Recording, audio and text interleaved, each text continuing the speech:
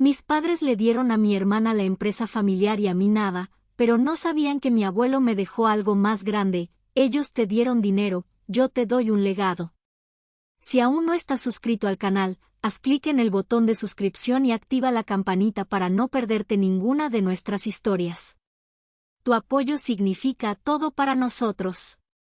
Si esta historia te parece interesante, déjale un like. También me encantaría saber de qué ciudad eres, déjanos el nombre de tu ciudad en los comentarios. Ahora, empecemos con la historia. El aire en el salón principal de la hacienda olía a una mezcla empalagosa de lilas marchitas y el perfume caro de mi madre. Era el olor del luto fingido. Afuera, el sol de Jalisco caía a plomo sobre los campos de agave que habían construido nuestra fortuna, pero aquí dentro, en la penumbra de las cortinas de terciopelo corridas, reinaba un silencio denso, pesado, roto solo por el carraspeo ocasional de mi padre o el discreto sonido del obturador del teléfono de mi hermana, Isabella, sin duda capturando el ambiente solemne para sus seguidores. Yo permanecía de pie junto a la gran chimenea de cantera, sintiendo el frío de la piedra incluso a través de la tela de mi vestido negro. No sentí lágrimas. Desde que el abuelo Rafael se había ido, no había llorado. En su lugar, sentí como se formaba una capa de hielo protectora alrededor de mi corazón. Era una científica, observaba, analizaba, registraba datos. Y en ese momento, mi familia era mi campo de estudio. Mi padre, Fernando, se puso de pie. Su traje a la medida no podía ocultar la rigidez de sus hombros. Mi madre, Carmen, a su lado, compuso una máscara de dolor digna de una telenovela. Y mi hermana, Isabella, 2 años mayor que yo, guardó su teléfono, su rostro perfectamente maquillado adoptando una expresión de triste anticipación. Era la heredera, y la actuación estaba a punto de comenzar. Gracias a todos por estar aquí en estos momentos difíciles, comenzó mi padre, su voz resonando en la sala como si estuviera en una junta directiva. Sus ojos recorrieron a los presentes, tíos, primos, y mi tía Elena, quien ya miraba a Isabella con la misma devoción que un girasol busca la luz. Sus ojos me pasaron por encima, como si yo fuera parte del mobiliario. Mi padre, don Rafael, fue un gran hombre, continuó. Construyó un imperio, Tequila Sol de Jalisco, y su deseo siempre fue que ese legado permaneciera fuerte, unido. Por eso, en lugar de un proceso legal largo y tedioso, hemos decidido, como familia, honrar lo que sabemos que él hubiera querido. Sentí una punzada de alarma. Lo que sabemos que él hubiera querido. Esa frase era el arma predilecta de mi padre para justificar sus propias ambiciones. El 100% de la empresa, de las tierras productivas, de la marca y de todos los activos de Tequila Sol de Jalisco, anunció Fernando, haciendo una pausa dramática, pasarán a manos de la persona que mejor puede llevar la marca hacia el futuro, alguien que entiende el mundo moderno, que tiene la visión y el carisma para expandir nuestro nombre. Todas las miradas se posaron en Isabella. Ella bajó la cabeza con falsa modestia, pero no pude evitar ver la ligera curva de una sonrisa en sus labios. Isabella, concluyó mi padre. Un murmullo de aprobación recorrió la sala. Tía Elena soltó un pequeño sollozo de alegría. Mi madre se acercó a Isabella y la abrazó. Era una escena perfectamente coreografiada. Yo seguía inmóvil, sintiendo el peso de la invisibilidad. Entonces, mi padre hizo algo que nunca olvidaré. Se giró, y por primera vez en toda la tarde, sus ojos se encontraron con los míos. No había en ellos ni una pizca de afecto, ni de disculpa. Solo una fría y dura finalidad. Y para ti, Xóchitl, dijo, y pude sentir como cada persona en la sala contenía la respiración. Ya tienes tu educación. Un título en botánica, o algo así. Mi padre insistió en pagarlo. Considéralo tu herencia. Ahora, ve y gánate lo tuyo. El silencio que siguió fue más violento que un grito. La humillación era un veneno que se extendía lentamente por mis venas. Gánate lo tuyo. 3 palabras que me desterraban, que me declaraban indigna del nombre que llevaba. Miré a Isabella, su sonrisa ya no era disimulada. Era un trofeo brillante y cruel. No les di la satisfacción de verme derrumbar. Mantuve la espalda recta, la barbilla en alto. Mi mente se había convertido en un refugio ártico, inmune al fuego de su desprecio. Pero justo cuando la función parecía haber terminado, una voz tranquila pero firme cortó el aire. Con el debido respeto, Fernando. Todos nos giramos. Era el licenciado Ramírez, el abogado del abuelo, un hombre mayor, de traje impecable y una lealtad que no pertenecía a mi padre, sino a la memoria de don Rafael. Estaba sentado en un rincón, silencioso hasta ese momento. Don Rafael, continuó, poniéndose de pie lentamente, dejó un último sobresellado. Sus instrucciones fueron claras y por escrito, debía ser leído únicamente después del testamento principal, y con todos los presentes. Sacó de su maletín un sobre grueso, de color manila, con el sello de lacre rojo del abuelo aún intacto. La sonrisa de mi padre se congeló. La expresión de mi madre vaciló.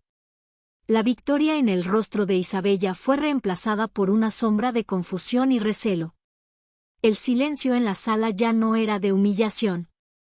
Ahora, estaba cargado de algo mucho más potente, el miedo a lo desconocido. Y en ese instante, una pequeña grieta apareció en el hielo que rodeaba mi corazón. El viaje en mi viejo coche hacia el rancho del abuelo fue como atravesar un portal a otro mundo. Dejaba atrás el lujo calculado de la hacienda principal, con sus jardines perfectamente podados y su atmósfera asfixiante, para adentrarme en un paisaje de tierra roja, huizaches y el olor a campo abierto. Este era el lugar que el abuelo llamaba, el alma de todo. El lugar al que mis padres rara vez venían. Mi lugar. No había estado aquí en más de 2 años. Las mentiras de mi familia habían construido un muro invisible. Xóchitl está muy ocupada con sus estudios, Xóchitl tiene una vida nueva en la ciudad, Xóchitl dice que esto ya no le interesa. Mentiras que, con el tiempo, se habían vuelto más fáciles de aceptar que de combatir. Aparqué junto a la casa principal del rancho, una construcción robusta de adobe y teja, mucho más humilde pero infinitamente más acogedora que la hacienda. Las bugambillas trepaban por las paredes, vibrantes de color. Mi abuela Sofía estaba en el porche, sentada en la mecedora de mimbre del abuelo. Su rebozo negro cubría sus hombros, pero su espalda estaba recta, su mirada perdida en los campos de agave que se extendían hasta el horizonte. Cuando me vio, sus ojos, nublados por el dolor, mostraron un destello de confusión, luego de incredulidad. Xóchitl, su voz sonó frágil, como el cristal antiguo. Abuela, dije, subiendo los escalones. El abrazo que nos dimos fue torpe al principio, cargado de años de distancia impuesta. Pensé, comenzó ella, apartándose para mirarme. Tu madre dijo que no vendrías. Que estabas demasiado ocupada. Mamá me dijo que el funeral era a mediodía, respondí, mi voz plana. Llegué a la iglesia y ya no había nadie. Vi cómo el dolor en su rostro se transformaba en una comprensión terrible. Fue a las 9, mi niña. Te esperamos. Intenté llamarte. A ti, al abuelo. El número que tenía, nunca nadie contestó. Nunca lo cambiamos, susurró ella. Tu hermana nos dio un número nuevo, el tuyo. Dijo que no querías que te molestáramos. Ahí estaba. La arquitectura completa de su engaño, expuesta bajo el sol de la tarde. No solo me habían aislado a mí. La habían aislado a ella también, dejándola sola en su dolor, haciéndole creer que su nieta la había abandonado. En ese momento, la puerta de la casa se abrió y apareció don Miguel, el capataz. Era un hombre curtido por el sol y los años, cuya lealtad pertenecía a la tierra y al hombre que la había trabajado. Sus ojos me miraron con una profunda tristeza, pero también con un reconocimiento que me extrañó. Era como si él supiera algo que yo no. Niña Xóchitl, dijo con voz grave, quitándose el sombrero. Qué bueno que está aquí. Su abuelo, él la esperaba. La furia que sentí en ese momento no fue caliente y explosiva, sino fría y afilada. Mi abuela debió verla en mi rostro, porque su propia expresión se endureció.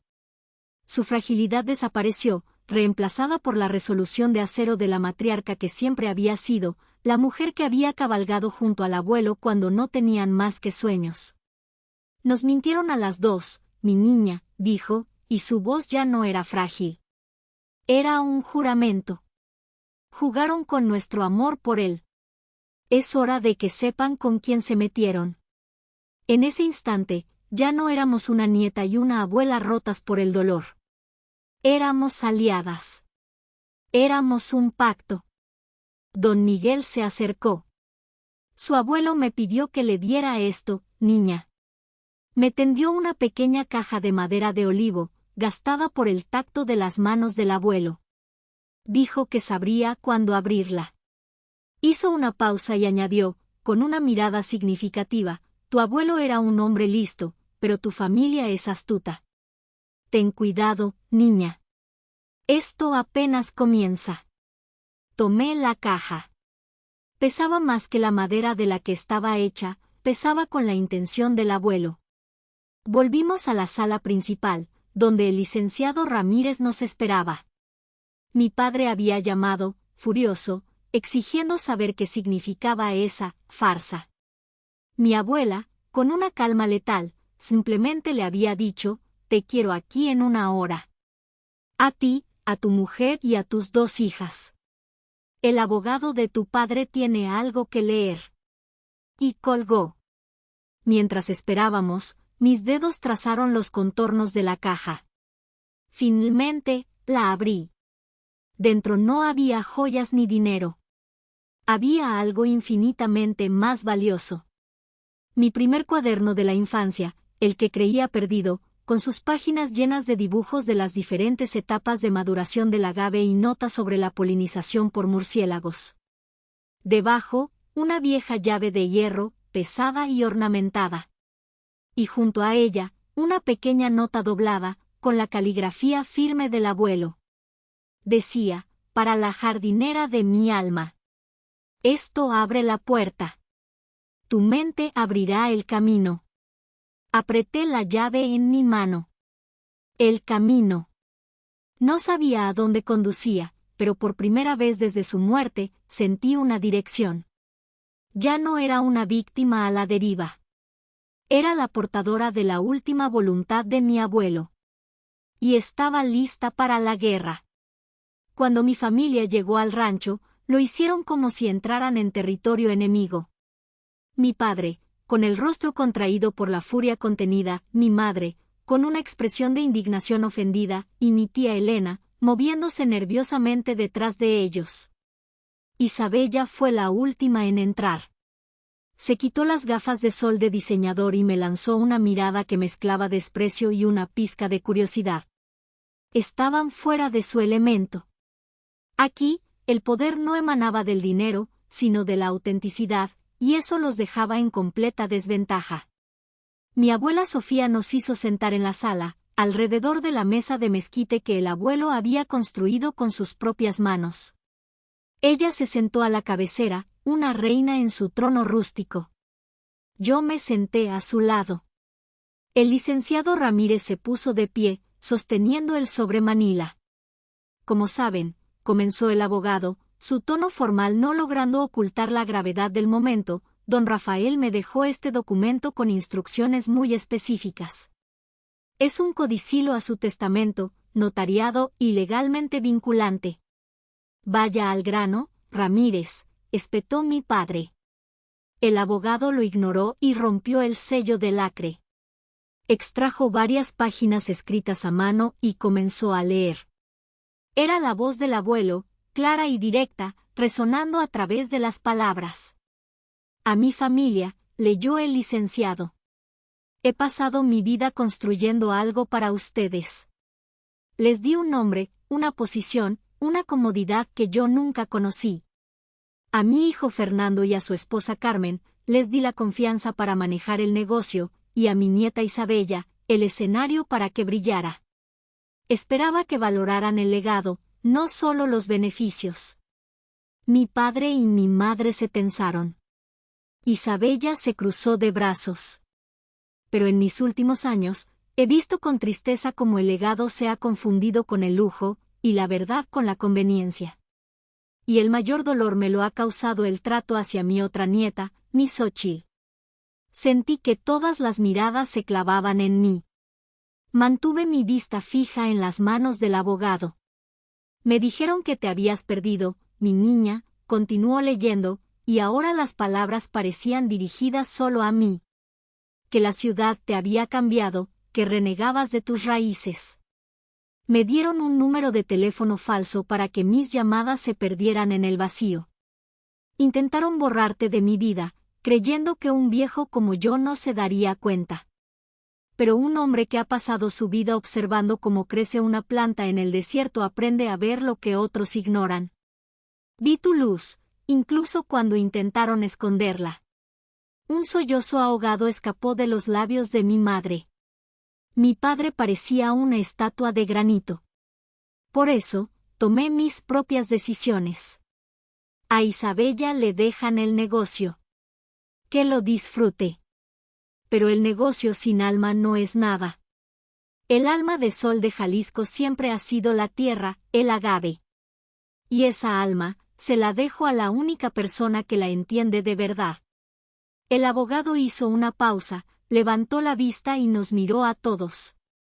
Por la presente, don Rafael Bittman lega la totalidad de la entidad legal conocida como la Fundación de Agave El Origen, incluyendo sus terrenos designados de 500 hectáreas, su centro de investigación biotecnológica, y su fondo fiduciario de operaciones de $10 millones, a su nieta, Xóchitl Bittman, como única propietaria y directora. El silencio fue atronador. ¿Qué fundación?, tartamudeó mi padre. El proyecto de vanidad, del abuelo, susurré, más para mí que para nadie. La pequeña parcela y el invernadero que mencionaba de vez en cuando, y que ellos siempre desestimaron. No es un proyecto de vanidad, Fernando, dijo el licenciado Ramírez con calma. Es una fundación científica completamente funcional y legalmente blindada que su padre ha estado construyendo en secreto durante los últimos 7 años. Está registrada como una entidad sin fines de lucro, separada de Tequila Sol de Jalisco. Es intocable. El shock en la habitación era palpable. La incredulidad dio paso a la ira pura y desatada. Esto es un disparate, gritó mi tía Elena, poniéndose de pie de un salto. Fue ella, la oportunista, la primera en encontrar las palabras. El pobre viejo no estaba en sus cabales cuando firmó esto, estaba senil, se aprovecharon de él. Miró directamente a mi abuela y a mí. Mi padre se aferró a esa idea como a un salvavidas. Tiene razón, mi padre no estaba bien, impugnaremos esto es un fraude. Se giró hacia mí, con los ojos inyectados en sangre. Tú no te saldrás con la tuya, niña malagradecida. Pero antes de que pudiera responder, mi abuela se puso de pie. Su pequeña estatura parecía crecer hasta llenar la habitación. Impugnen lo que quieran, Fernando, dijo con una voz tan fría que podría congelar el tequila. Pero mientras lo hacen, recuerden que esta casa, este rancho donde están parados, es mío. Y aquí, ustedes ya no son bienvenidos. Señaló la puerta. Ahora, fuera de mi casa. La guerra había sido declarada. Ellos tenían el dinero y los abogados caros. Pero yo tenía una llave, un cuaderno viejo y la última voluntad de un hombre que había visto mi verdadero valor. Y tenía a mi abuela. La batalla apenas comenzaba. Los días que siguieron fueron una tormenta de papeles legales, llamadas tensas y una presión que habría aplastado a la persona que yo era tan solo una semana antes. Pero ya no era esa persona. La humillación me había templado, y el legado del abuelo me había dado un propósito. Mi padre cumplió su amenaza. Contrató a uno de los bufetes más caros y agresivos de Guadalajara, y presentó formalmente una demanda para anular el codicilo, alegando la incapacidad mental de don Rafael en sus últimos años. Su estrategia era clara: ahogarnos en papeleo, agotarnos financieramente y pintar a mi abuela y a mí como unas aprovechadas manipuladoras. El licenciado Ramírez fue nuestro baluarte legal. No se preocupen, nos dijo en su despacho, un oasis de orden en medio del caos. La ley está de nuestro lado. Pero ellos jugarán sucio. Necesitamos más que solo la legalidad del documento, necesitamos probar, sin lugar a dudas, la intención clara y la mente lúcida de su abuelo. Ahí fue donde entré yo. La batalla no se ganaría en una sala de audiencias, sino en el archivo polvoriento del despacho del abuelo en el rancho. Mientras el licenciado Ramírez preparaba la defensa legal, yo me convertí en una arqueóloga de la memoria de mi abuelo. Me sumergí en sus cosas, no con nostalgia, sino con la precisión de un investigador. Era mi campo, mi laboratorio. Mi abuela Sofía fue mi guía. Tu abuelo lo guardaba todo, Xóchitl. Decía que el papel tiene más memoria que los hombres. Juntas, abrimos baúles y archivadores que no se habían tocado en años. La primera victoria llegó en forma de una docena de diarios encuadernados en piel. Durante los últimos 10 años, el abuelo había detallado sus días. Al principio, eran notas sobre el rancho, el clima, la cosecha. Pero hace 7 años, el tono cambió. Empezó a escribir sobre la fundación. Hoy he asegurado las 500 hectáreas del lote norte. Será tierra protegida. El futuro no está en cuánto tequila vendemos, sino en si tendremos agaves que cosechar. Había páginas y páginas de planes, dibujos de la disposición del laboratorio, notas sobre los científicos que admiraba y que esperaba contratar algún día. Había incluso una entrada, de hace apenas un año, que decía: Xóchitl publicó su artículo sobre la genética del agave tequilana. Es más brillante de lo que jamás soñé. Esta fundación será su lienzo. Era una cronología perfecta de una mente aguda, apasionada y totalmente lúcida. Mi segunda arma la encontré en sus registros financieros. Con mi portátil, pasé noches enteras cruzando datos en hojas de cálculo. Descubrí una serie de transferencias metódicas y discretas, hechas desde su cuenta personal a la cuenta fiduciaria de la fundación. Cada transacción estaba documentada, cada centavo justificado.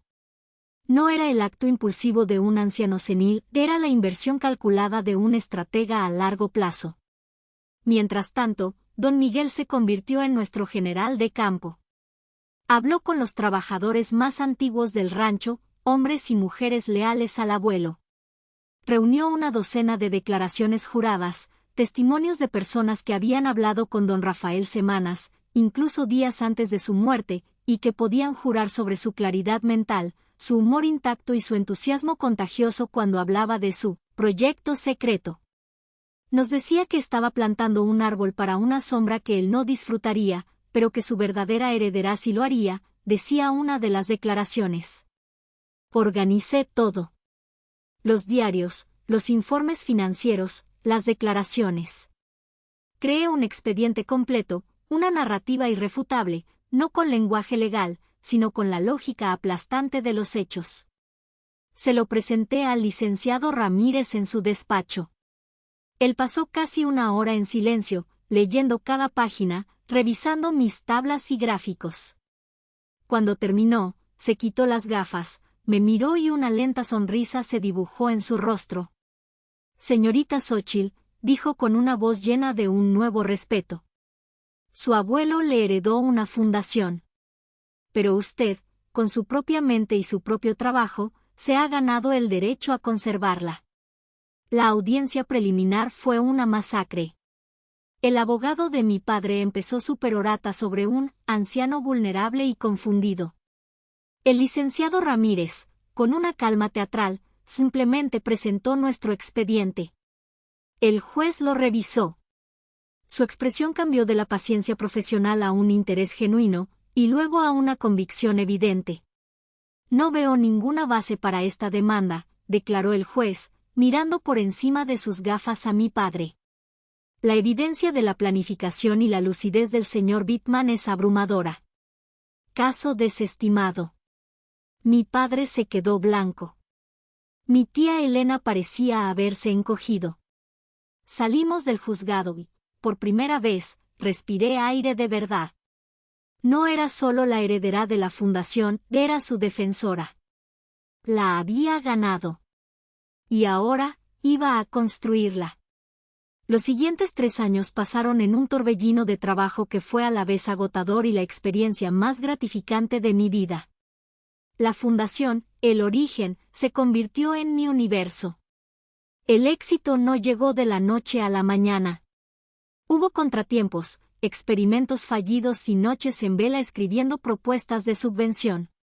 El intento de sabotaje de Ricardo Vargas, un tequilero rival cuya familia siempre había codiciado el éxito de la nuestra, nos obligó a ser más listos. Cuando presionó a los proveedores para que nos dieran la espalda, mi solución fue crear la cooperativa de pequeños agricultores. Les dimos acceso a nuestros descubrimientos, a microcréditos para mejorar sus equipos y a un precio justo por sus cosechas. Nos convertimos en sus socios, no solo en sus clientes.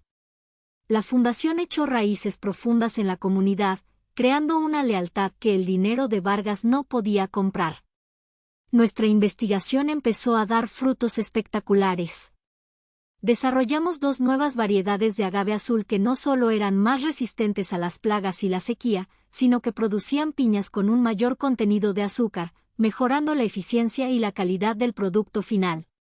Publicamos nuestros hallazgos en revistas científicas de prestigio, y el nombre de la fundación empezó a sonar en círculos académicos internacionales. El programa, Pequeños Gimadores, era mi mayor orgullo. Ver los rostros de niños y niñas de las rancherías iluminarse al mirar por un microscopio por primera vez era un pago mayor que cualquier cheque. Mientras el origen florecía, las noticias que llegaban sobre Tequila Sol de Jalisco eran como el eco amargo de un mundo que yo ya casi había olvidado. Llegaban a través de don Miguel, que oía los rumores en el pueblo, o del licenciado Ramírez, que seguía los movimientos del mercado. A veces, yo misma las veía. Vi a Isabella una vez en un evento de caridad en Guadalajara. Lucía espectacular, como siempre, enfundada en un vestido de diseñador, sonriendo para las cámaras. Pero de cerca, vi la tensión en su mandíbula, la mirada ligeramente desesperada en sus ojos mientras hablaba con un distribuidor. Parecía una mariposa atrapada en un frasco de vidrio, hermosa pero sin aire. La estrategia de Isabella, dictada por nuestros padres, había sido clara: enfocarse en el glamour, en el marketing de lujo, en fiestas exclusivas y colaboraciones con influencers. Invirtieron millones en la imagen, pero descuidaron el alma, el tequila. Para reducir costos y maximizar ganancias a corto plazo, empezaron a comprar agave de baja calidad de otros estados, diluyendo la herencia de nuestros campos. Los puristas lo notaron primero. Las críticas en blogs especializados pasaron de ser elogiosas a ser tibias, y luego, abiertamente negativas. Hablaban de un sabor metálico, de una pérdida de carácter. Luego, las ventas empezaron a resentirse. Los distribuidores, que antes se peleaban por sus productos, ahora pedían descuentos cada vez mayores. El golpe de gracia fue Ricardo Vargas. Viendo la debilidad, lanzó su propia marca de tequila ultra premium, usando métodos tradicionales y, con una ironía cruel, destacando la importancia del agave de origen único de Jalisco. Se posicionó como el verdadero guardián de la tradición que mi familia estaba abandonando. La última noticia que oí fue la más preocupante. Sol de Jalisco había perdido su contrato más importante con una cadena de hoteles de lujo en Estados Unidos, precisamente a manos de Vargas. La empresa, que una vez fue el sol radiante de la industria, se estaba convirtiendo en un espejo roto, reflejando solo fragmentos de su antigua gloria. Yo no sentía alegría por su fracaso. Sentía una extraña y distante melancolía. Veía a mi hermana no como una enemiga, sino como otra de las víctimas de la ambición ciega de mis padres. Le habían dado un reino, pero nunca le enseñaron a gobernar. Le dieron una corona, pero estaba hueca. Mientras tanto, en la fundación, estábamos a punto de publicar nuestro estudio más importante, un método para reducir el tiempo de maduración del agave en casi un año sin sacrificar la calidad. Era una revolución. Mi mundo estaba lleno de crecimiento, de futuro. El suyo, al parecer, estaba lleno de fantasmas y balances en rojo. No sabía que nuestros dos mundos, tan brutalmente separados, estaban a punto de colisionar de una forma que nunca habría podido prever. Llegó en una tarde de martes, sin previo aviso. Yo estaba en el laboratorio principal, revisando los datos de la última cosecha de la cooperativa, cuando mi asistente me informó que tenía una visita. Dice que es su hermana, añadió, con una nota de sorpresa en su voz. Salí al vestíbulo de la fundación, donde un retrato del abuelo sonreía desde la pared. Y allí, de pie bajo su mirada, estaba Isabella. Casi no la reconocí.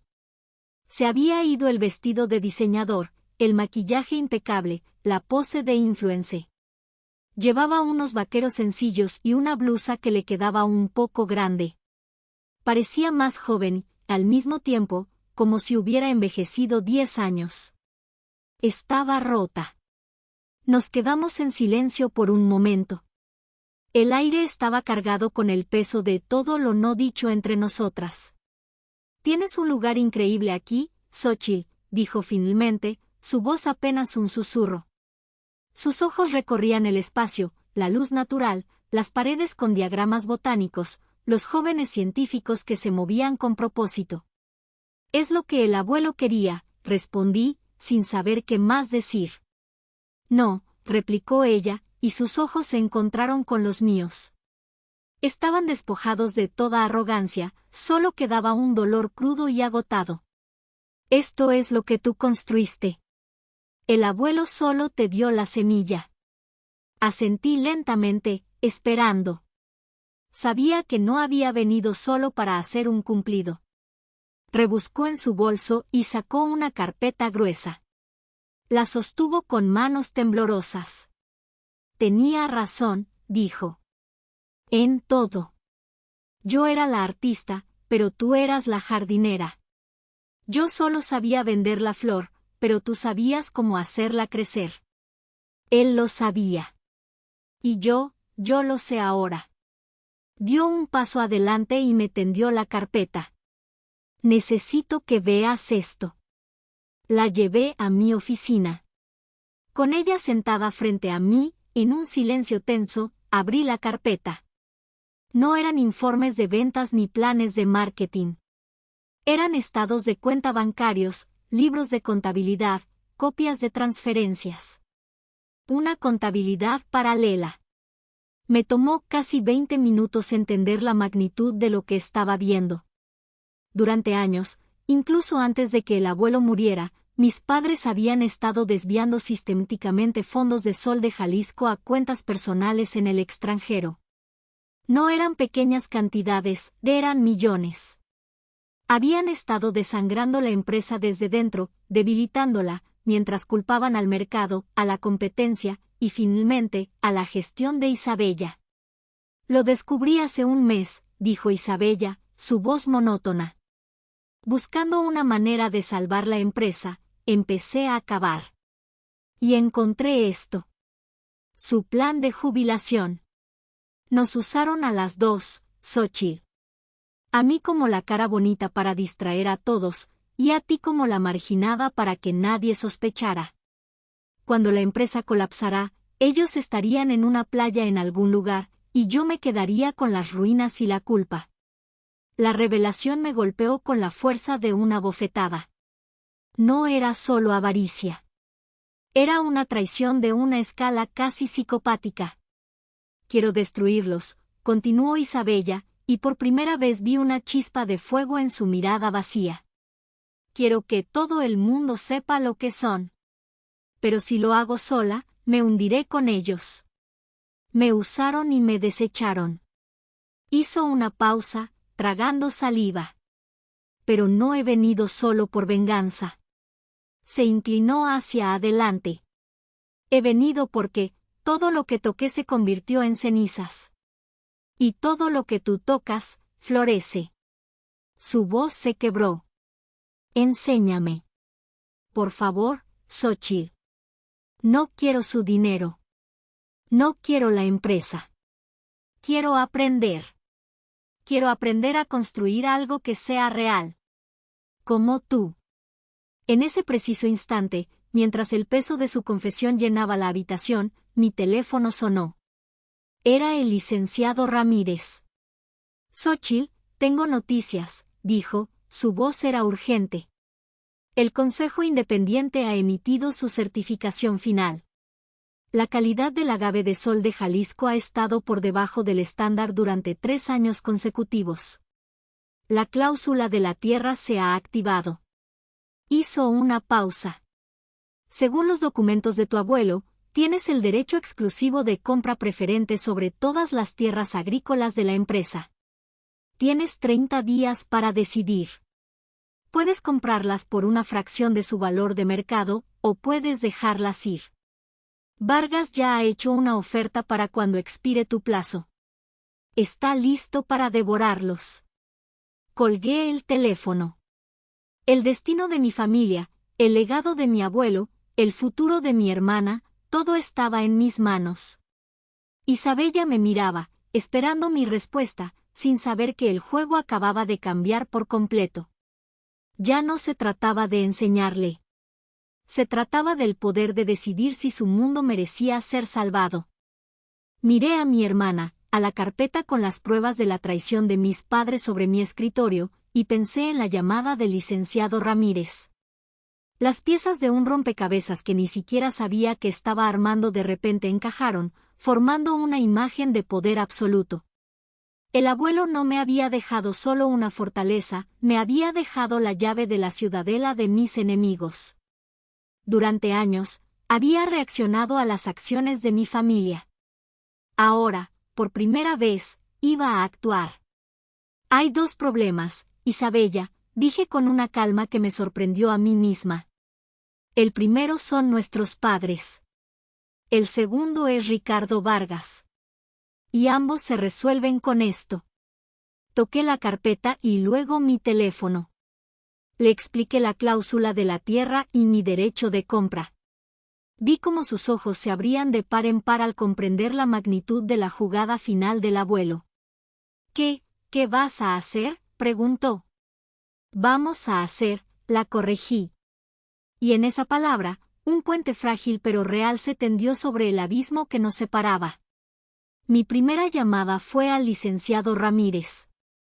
Le di instrucciones precisas. La segunda fue a mis padres. Hacía 3 años que no hablaba con ellos. Contestó mi padre, su voz llena de irritación. ¿Qué quieres, Xóchitl? Quiero 30 minutos de su tiempo. Tú y mamá. Mañana, en el despacho del licenciado Ramírez. Traigan a su abogado. Créeme, no querrán faltar. Y colgué. La reunión fue breve y brutal. No hubo gritos ni recriminaciones. Simplemente, el licenciado Ramírez puso sobre la mesa una copia de la carpeta que Isabella me había dado. El abogado de mis padres palideció al revisarla. Tienen 2 opciones, dije, mirándolos directamente. Opción 1, nos enfrentamos en un escándalo público y legal que los destruirá para siempre. Opción 2, ceden el total de sus acciones restantes en Sol de Jalisco a un fideicomiso que yo controlo, firman un acuerdo de confidencialidad de por vida y desaparecen.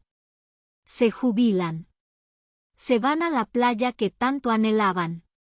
Pero nunca más volverán a interferir en este negocio o en nuestras vidas. No fue una negociación. Fue una rendición. Una semana después, los papeles estaban firmados. Con el capital obtenido de forzar su salida, y un préstamo respaldado por los activos de la fundación, ejercí mi derecho de compra. Las tierras del abuelo, el corazón de sol de Jalisco, eran mías.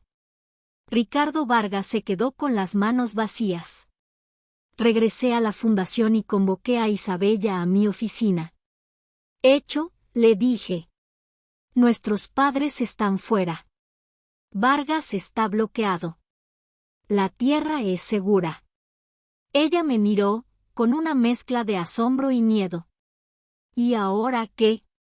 Ahora empieza el trabajo de verdad, respondí. Me levanté y caminé hacia la gran ventana que daba a nuestros campos experimentales. No te voy a dar un trabajo, Isabella. Te voy a ofrecer una sociedad. Una de verdad. Me giré para enfrentarla. Cometí un error al pensar que no entendías nada. ¿Entiendes el poder de una historia?